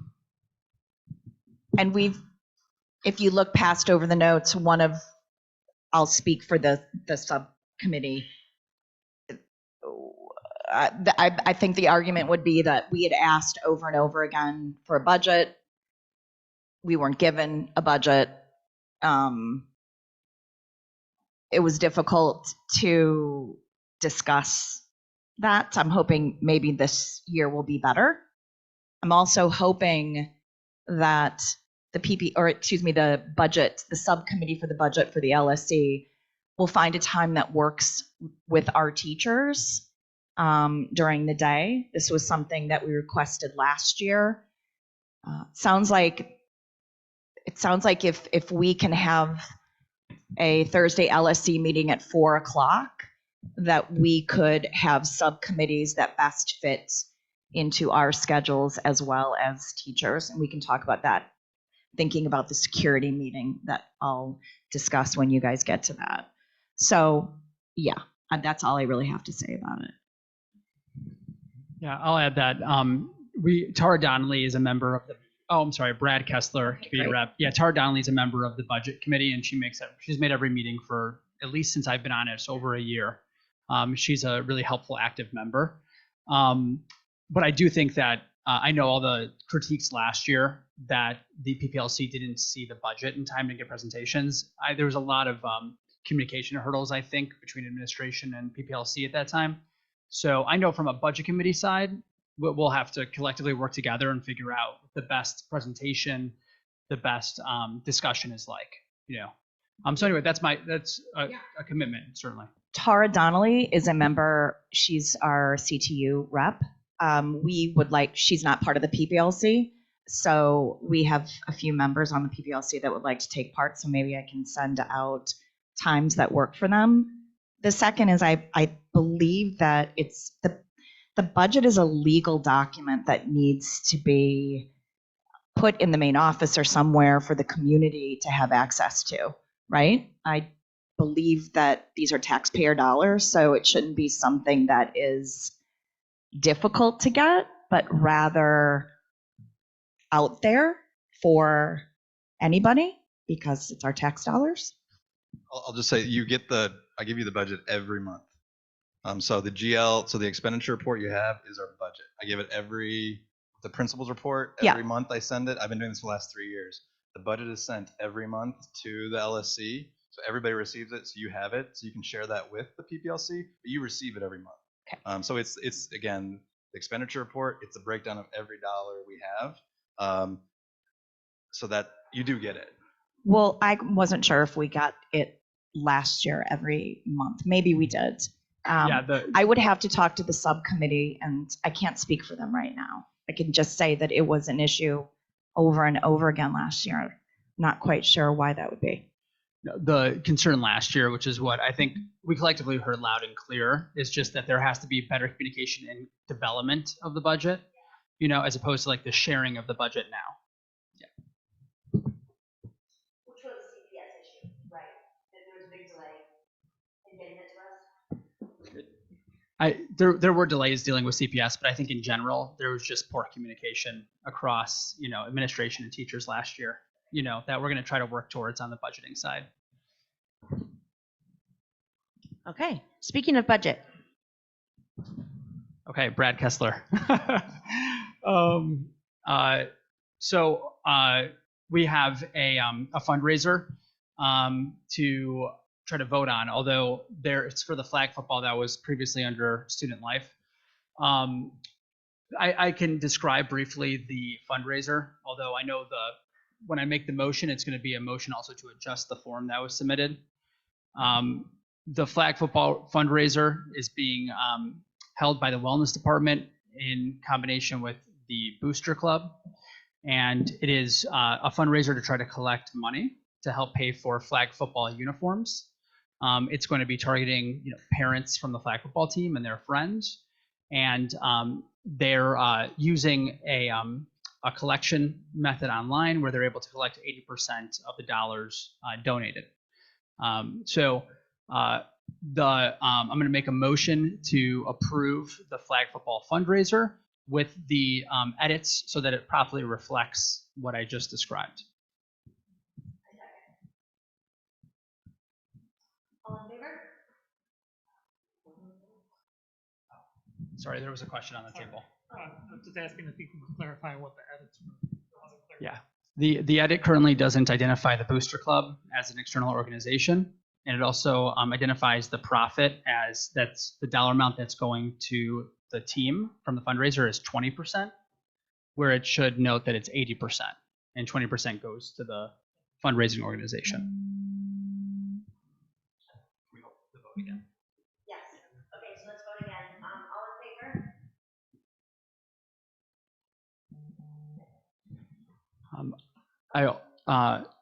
We also have to do a vote on the budget transfers that were shared prior to this that are required certainly by the LSC that we vote on budget transfers. So in the past, we read out the various budget transfers. Instead, if anyone has questions on the budget transfers that were shared ahead, I can try to support answers. Dr. Steinmiller can try to support.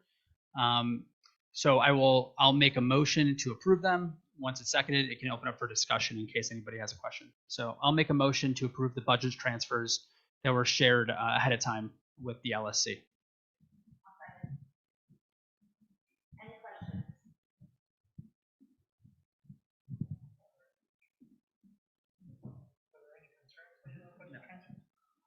All in favor?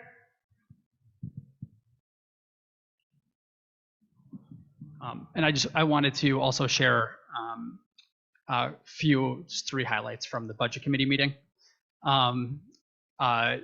There's an ongoing concern about OTH funds, so overtime hour funds, being properly indicated for teachers that have 6 classes.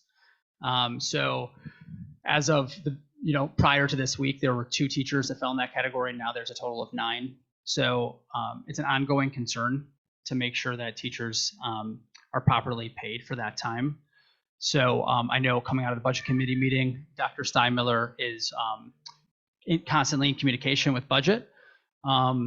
That's one. And then the out of school time, that was, according to Ms. Lopez, being paid out in the payroll now for any dollars that weren't paid previously for out of school time. And then third, we are going to work diligently to try to have a better relationship with the Booster Club. And one thing that we talked about in the committee meeting was the use of this software called SnapRaise that takes this 20% that flag football team, the flag football team is using. That just seems like an egregious percentage. And it's just what is being commonly used by the Booster Club. So we are going to work on forming that relationship. I'm working on it diligently, and ideally, using CPS's recommended fundraising tool.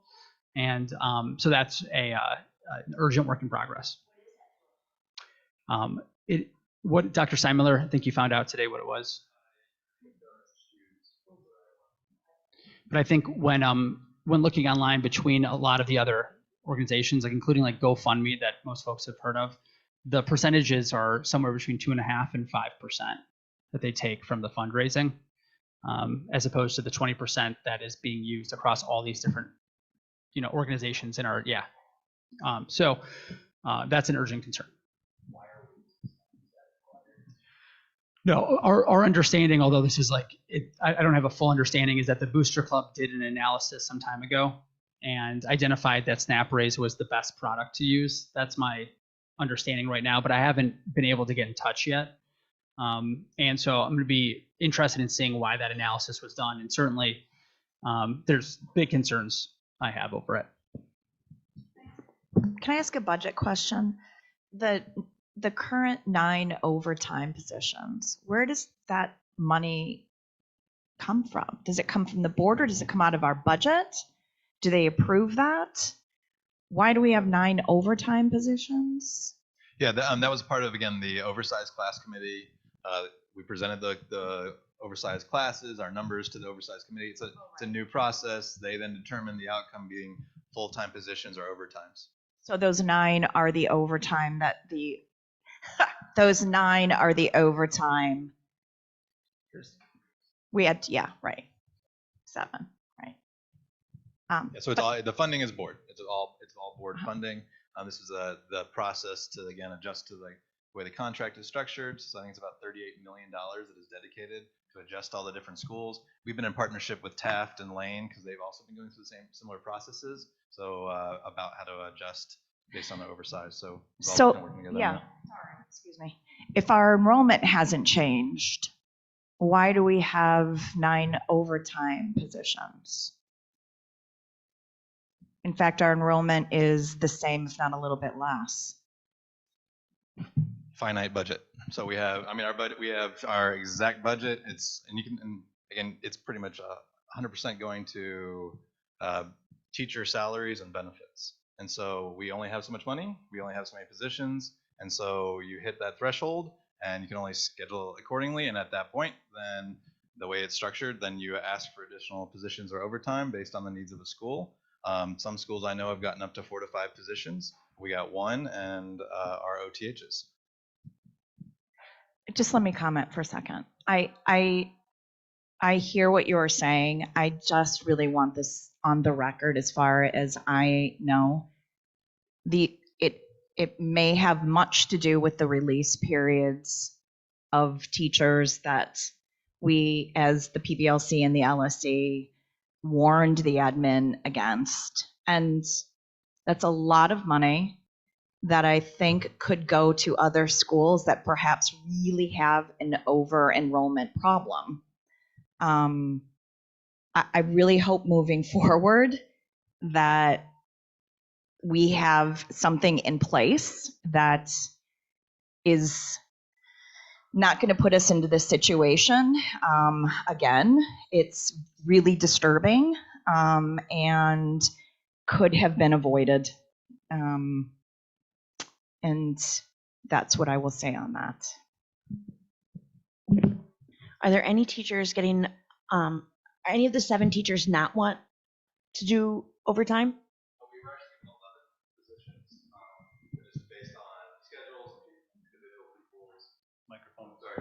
Yeah, we're actually given, I believe it was 11 OTHs, but not everybody wanted to be able to do that, and I completely understand. So we leveled the best we could. So some areas there aren't OTHs taking place. Any other questions? Just to return very briefly to that point you raised, Brad, about the percentages used for fundraising, is the intent? Oh, I'm sorry, Tim Kennedy, community rep. Is it the intent of the budget committee moving forward to propose to the LSC that only fundraising efforts that are not having that egregious rate are going to be approved moving forward, or is this more about building a relationship to help them find other options? Right now, one of the things we're working on is making sure the Booster Club properly submits approvals to the LSC. And so we really haven't seen this as clearly as we do on this flag football. So yeah, what my recommendation in future fundraising proposals that wouldn't be detrimental, like it would be right now to flag football to try to raise money, would be to try to say no to approving a fundraiser that use that kind of egregious, in my opinion, percentage. But we first have to get those in front of the LSC to see. For a while, there's just a lot of these fundraisers in place that haven't been coming across the LSC. So we just haven't seen them. But first and foremost, it's making sure that it's compliant and getting in front of us. And yeah, my recommendation will be that we do not, we don't endorse that, right? We don't sign off on that level of a percentage.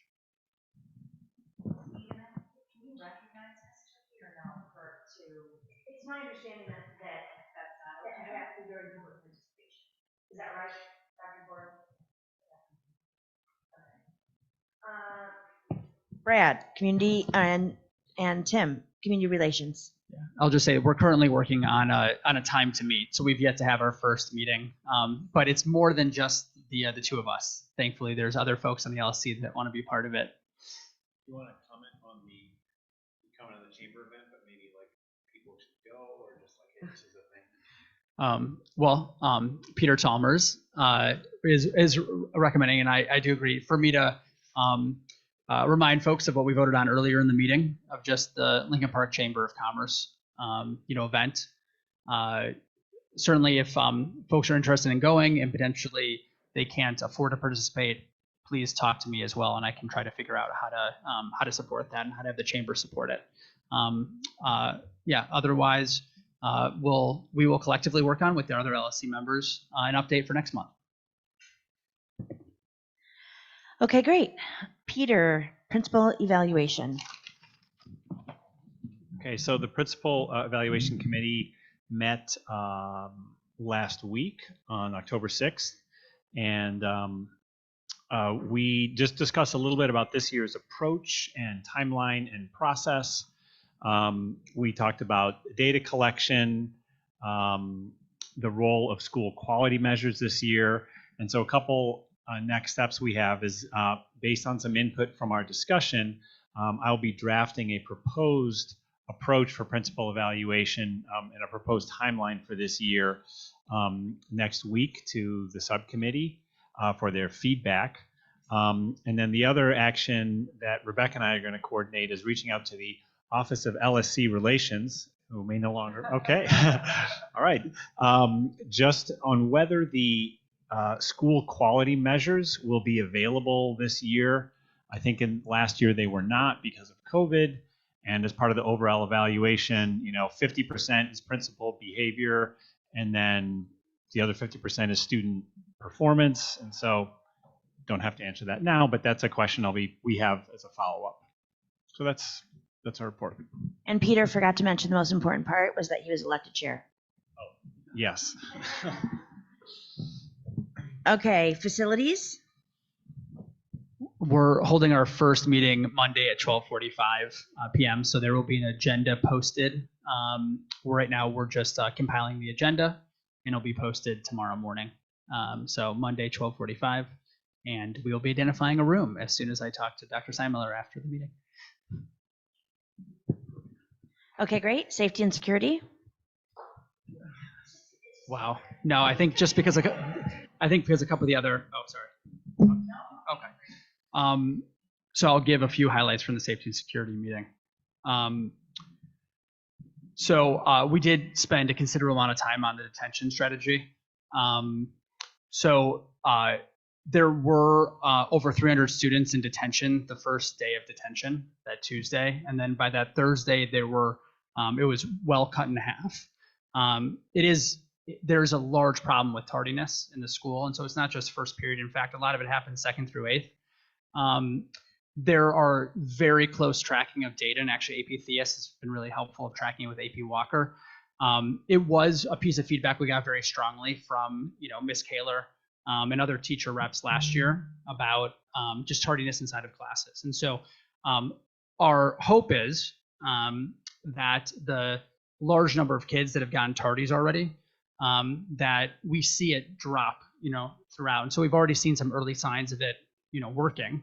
But I think, sorry, I was looking at you just because you asked the question, but don't worry, I'm not targeting you.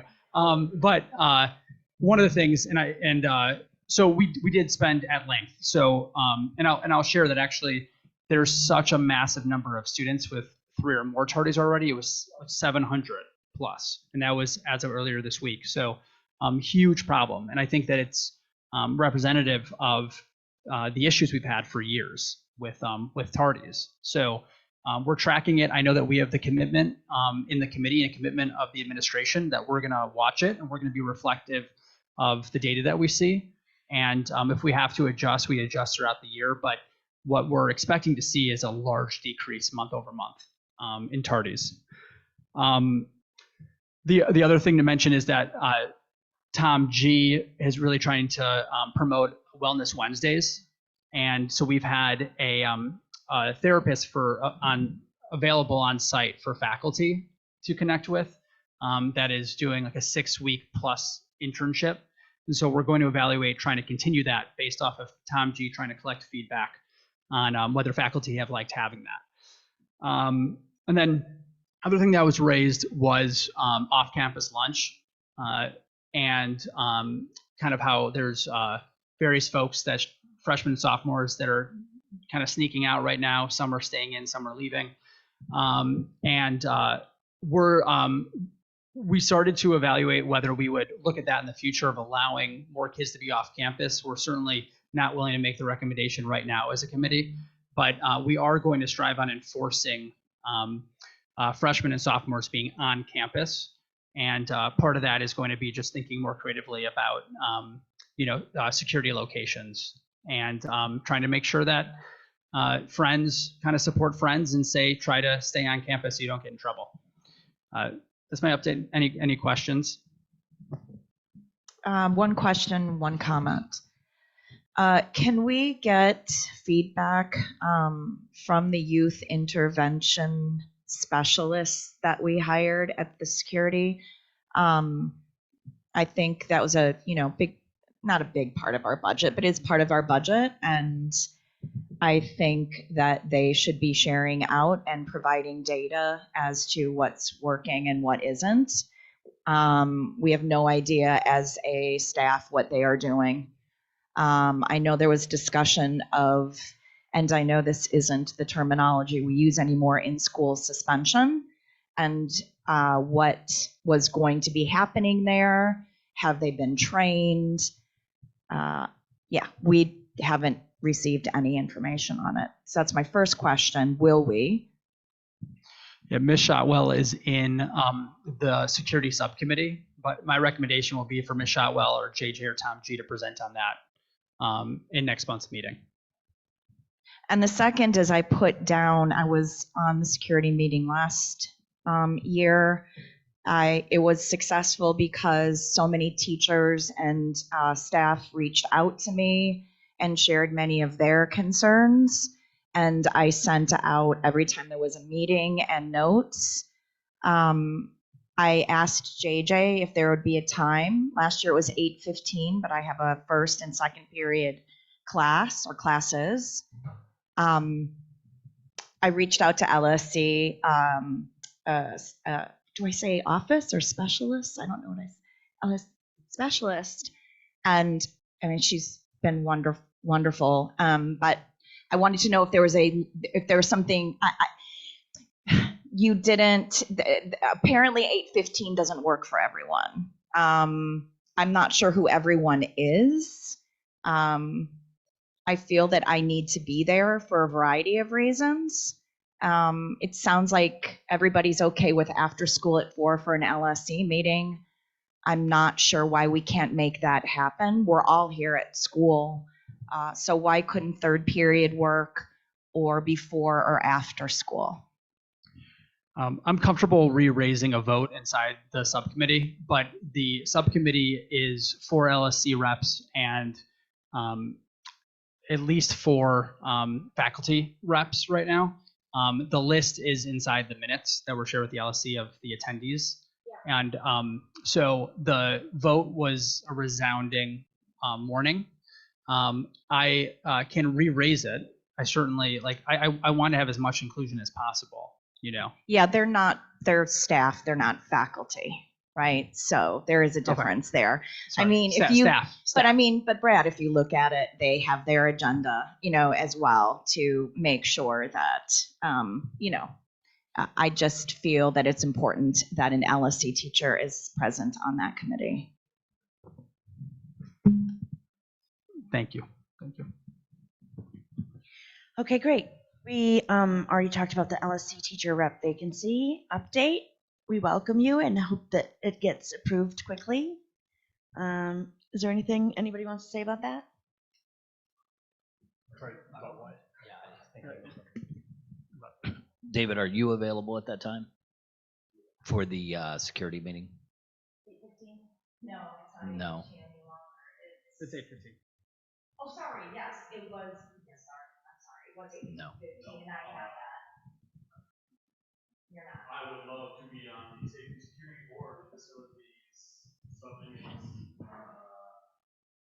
I think the logistics of how things work and how people move in the building need to be badly overhauled. So I'd love to share my ideas for at least be a voice with someone as someone who's going to ground.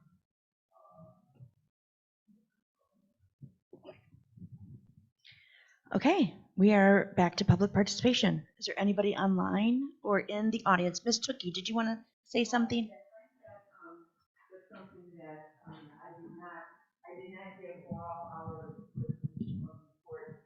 This was You have to use this, so they can hear you on. I just wanted to pass those out.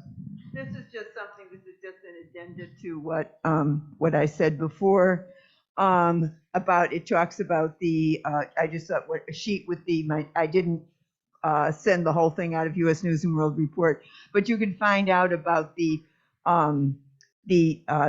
free and reduced lunch in the school, and this is also the kind of a division of the racial ethnic survey. So it goes in other words, I just want you to see that what U.S. News and World Report has, it does many other things besides just dealing with test scores.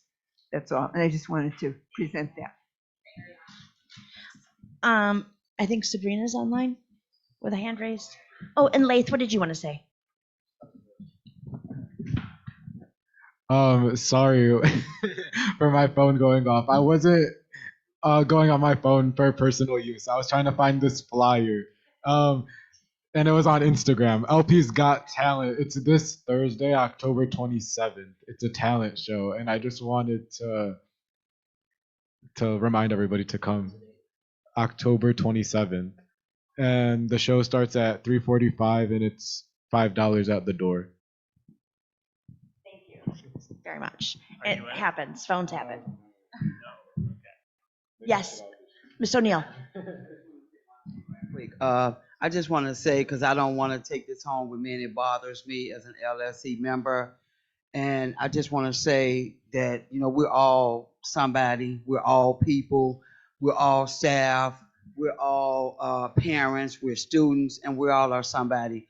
I've been brought up that everybody is somebody. My mother's not here, but no one is above God, and we are all somebody. None of us should have an agenda but to run this school, give it whatever it needs for these students, to get the teachers, get the educators, get the security, have respect for administration and everybody in this building.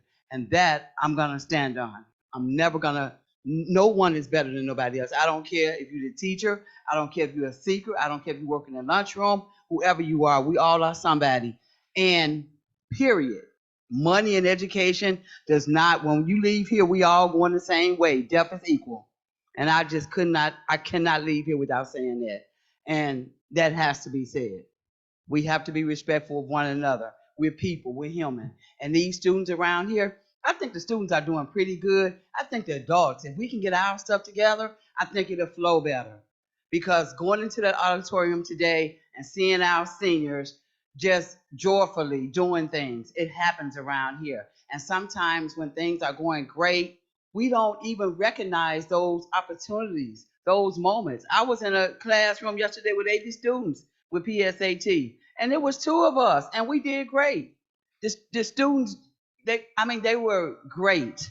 So we need to recognize those moments as well. And I couldn't leave here without saying that. We are all somebody, everybody. And I don't get into status and education and money. I don't get into that. And that's all I want to share. Okay, thank you, Sabrina.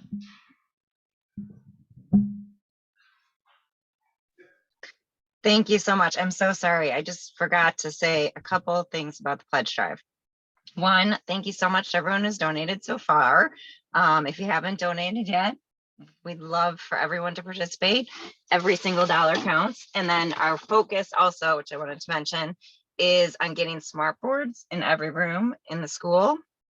So that's one of our main goals to raise funds for.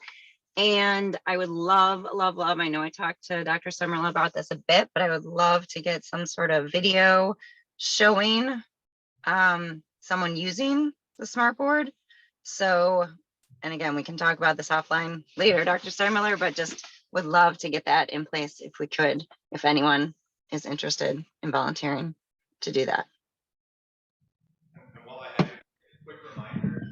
November 8th, the school is closed. So I know that's the next Friends of meeting, so it may need to be rescheduled. Oh, shoot.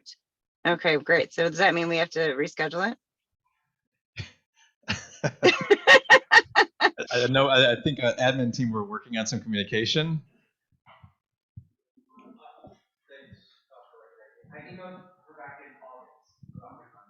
Yeah. So let's just look at that date while we have you. Thank you. Okay. Thanks. Could I ask a question? Oh, please. David Cottons, LSC member elect. There is a new alderperson for this ward, and I was just interested in gauging people's interest in reaching out to them. We are, as I am aware, the only neighborhood high school in the ward. I don't live in this area. I live in Avondale, but I do believe that one of their main goals is public safety, because of course it is. He's an elected official. And the next one after that, I believe, was improving schools. And us being a school, always looking to improve, I just wondered if there were any channels of communication that we could reach out to the ward office. Invite them for a walk around. You know, if we're proud of the work that happens here every day, let's show it off. Sure. Yeah. Our alderman right now is Timmy Knudsen, and I can certainly reach out to Timmy and ask if he'd like to be at one of our LSC meetings, and or if he wants to take a walk around the school. I'm not sure if Dr. Steinmiller has been in touch with. Yeah, we have been doing outreach with all 4 aldermen that cover our attendance area. So we're kind of a unique attendance area space of having 4 aldermen. So this is kind of a new extension, and we've welcomed all to meetings, but also partnerships. So that'll be that's in the process. I had one question about the smart boards. For those of us on the LSC who are in the classroom with students, I wondered, do you have any comments? Do you find these useful, and so on? David Cottons, LSC member elect. The math department has historically had smart boards many, many years in all of our math designated classrooms, thanks to generous support from private grants that we've written year after year. So I think that our department is uniquely positioned to have a lot more to say, I guess, about the use of smart boards on a daily basis. I can say, just as a blanket statement, it is much easier to use and more reliable than the variety of projectors and computer situations that we have in a lot of our classrooms. So I think just hearing from my colleagues in other departments, getting something that's reliable on a daily basis that can be properly hooked up to a computer to present information is like a #1 goal of them, right? I mean, for years I projected image up onto a whiteboard and then used a whiteboard marker as essentially a smart board, but not really, right? So there's a lot of features just in that alone that will improve a teacher's day-to-day experience and the classroom experiences for staff and students. But yeah, beyond that, there's tons of features that it can be doing, and I think our department started to dabble a lot more with those in the last couple of interactive years or more interactive years. I would, and I think our department has asked for, would love to see more professional development opportunities so we can maximize those assets to the best of our ability on a daily basis in the classrooms, especially more leaning on the one-to-one technology for students. I don't know if that answers Thank anything. you. Yeah, but great. Just wanted a quick perspective. Thank you. Speaking of smart board, I totally agree. In fact, we had students today in math, transitional math for college, and they were actually at the smart board, you know, so doing X and Y. And I want to say, even coming back from the pandemic, coming back into the schools, that was one of the first things that the math teachers did. The students went to the board. So it's a great technology tool. Okay. Motion to adjourn. All in favor? Alicia says no.